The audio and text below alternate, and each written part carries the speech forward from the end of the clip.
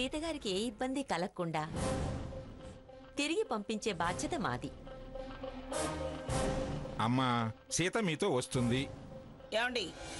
కాదంటే తప్పవుతుంది మంగా.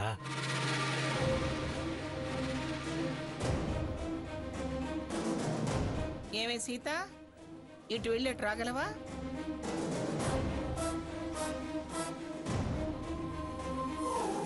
మీరెలా చెప్తే అలాగే అమ్మమ్మ గారు.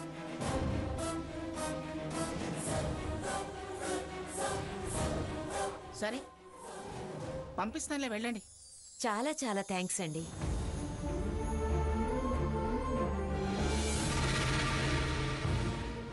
ఎలా వెళ్ళాలా అనుకున్నాను. వీళ్ళతో వెళ్లే వంకతో అటు అత్తయ్య గారిని తీసుకుని వెళ్ళేసి రావచ్చు. చాలా మంచి అవకాశం. సీతగారు, సరిగ్గా 10:30 కల్లా గాంధీ సెంటర్కి వచ్చేయండి. లేదు మీ ఇంటికి కారు పంపించమంటే పంపిస్తాం. అవసరం లేదులేమ్మా, మేం పంపిస్తాం కదా. మరోసారి మా విన్నపం మన్నించినందుకు మీకు థ్యాంక్స్. మంచిదమ్మా. అలాగే.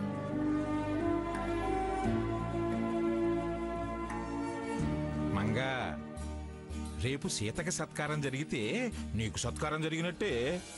నాకు జరిగినట్టే ఎలా అవుతుంది? రేపు ఎవరికి సన్మానం అని చెబుతారు? సంగీత కళాకారిణి పిఠాపురం మంగమ్మ గారి మనవరాలు పిఠాపురం సీతామహాలక్ష్మి కనే కదా.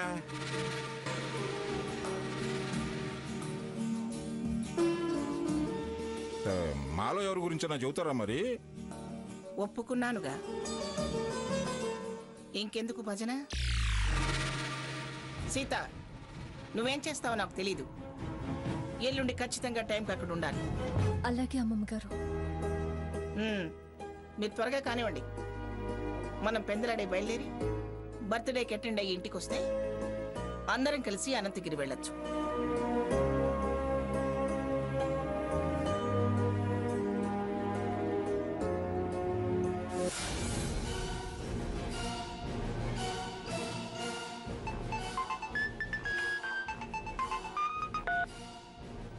హలో.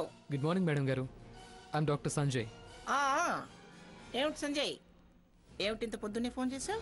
ఏం లేదు మేడం, ఇలా జాయిన్ అయ్యి అలా లీవ్ అడుగుతున్నానని ఏమీ అనుకోవద్దు. నేను అర్జెంటుగా మా ఊరు వెళ్ళాలి. 2 days హాస్పిటల్కి అటెండ్ కాలేకపోతున్నాను. సూపరింటెండెంట్ గారికి చెప్పాను. మీ పర్మిషన్ కూడా తీసుకుందామని ఫోన్ చేశాను. అర్జెంట్ అయినప్పుడు వెళ్ళాలిగా, తప్పదుగా. సరే, 2 రోజులేగా, వెళ్ళరా. చాలా థ్యాంక్స్ మేడం.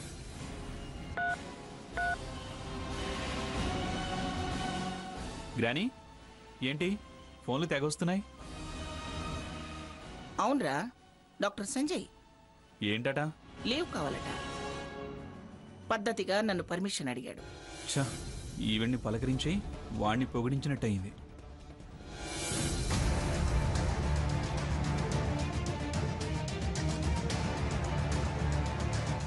ఏమిటే, ఎందుకు వాడు అలా ఉన్నాడు?